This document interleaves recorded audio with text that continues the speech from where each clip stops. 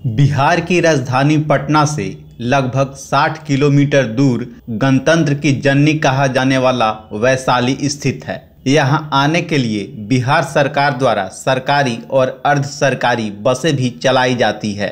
वैशाली के अशोक स्तंभ में घूमने वाले विदेशी पर्यटकों को 300 रुपये टिकट के लिए खर्च करने होंगे, वही भारतीय पर्यटकों को 25 रुपया का टिकट लेना होगा।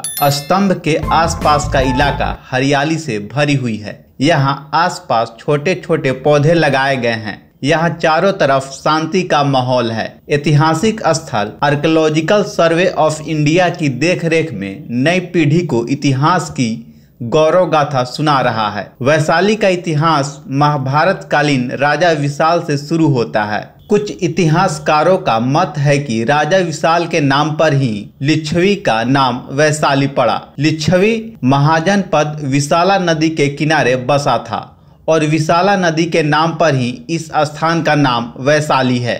आज हम इसी वैशाली की धरती पर हैं और यहाँ स्थित अशोक स्तंभ को लेकर अशोक के 3 वर्ष में 84,000 स्तूपों का निर्माण कराया और भारत के 4 स्थानों पर इन्होंने स्तंभ का निर्माण कराया। सांची, दिल्ली और इलाहाबाद समेत वैशाली भी है। हम भारत के लोग हर वर्ष 26 जनवरी को जब गणतंत्र दिवस मनाते हैं तो पिछले 70 सालों से देश ने जो देखा है गणतांत्रिक व्यवस्था, वो हमारे आंखों के सामने झलकता है।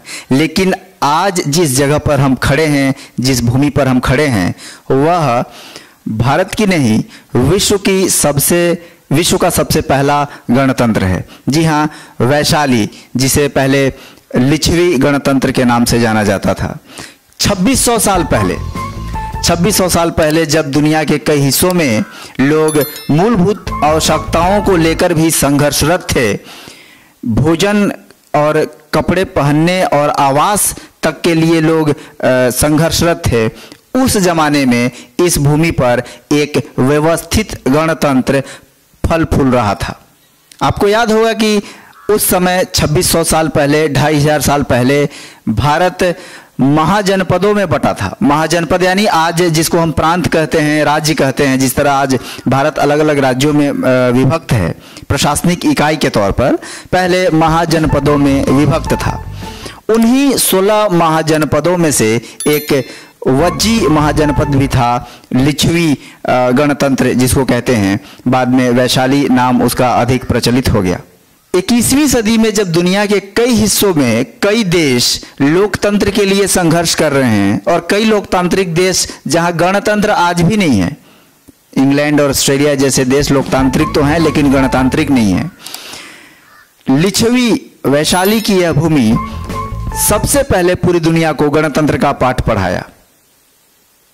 आज पढ़कर और जानकर और देखकर आश्चर्य होता है कि कैसे 2500 साल पहले वोटिंग की एक व्यवस्थित प्रणाली थी। गुप्त रूप से मतदान, प्रकट रूप से मतदान और चुपके से शलाका विधि से यानी कान में कहकर मतदान करने के तरीके थे। ये जो वैशाली के स्तूप और वो अशोक स्तंभ आप देख रहे हैं, इसके 4-5 किलोमीटर के रेडियस में विश्व शांति स्तूप और कई सारे ऐसी निशानियां इतिहास की मौजूद हैं जो आपको गणतंत्र के प्रामाणिक तथ्यों के आधार पर आपको जानकारी देती हैं। कैसे विवाद होने की स्थिति में एक व्यवस्थित न्याय प्रणाली थी। और आज जैसे हम लोअर कोर्ट, हाई कोर्ट और सुप्रीम कोर्ट की तौर पे अपीलिएट जुडिशियरी की व्यवस्था अपने यहाँ है, वैसे ही वैशाली महाजनपद, वज्जी महाजनपद में भी व्यवस्थित ढंग से न्याय प्रणाली थी। अगर कोई विवाद निचले स्तर पर नहीं सुलझता था तो उसे ऊपर में महान्यायविद उसको भेज देते थे।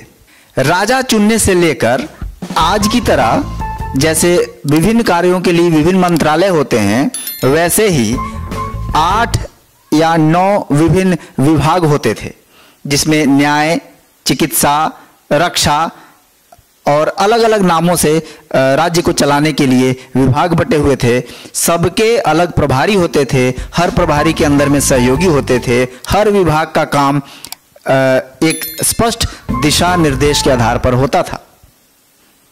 21वीं सदी में आधुनिक दुनिया में जब हम हर साल 26 जनवरी को गणतंत्र दिवस मनाते हैं, तो हमें नहीं भूलना चाहिए कि हम दुनिया के पहले गणतंत्र के वारिस हैं जिसने पूरी दुनिया को गणतंत्र का पाठ पढ़ाया। इस तरह की तमाम खबरों से जुड़े रहने के लिए हमारे चैनल को सब्सक्राइब करना ना भूलें।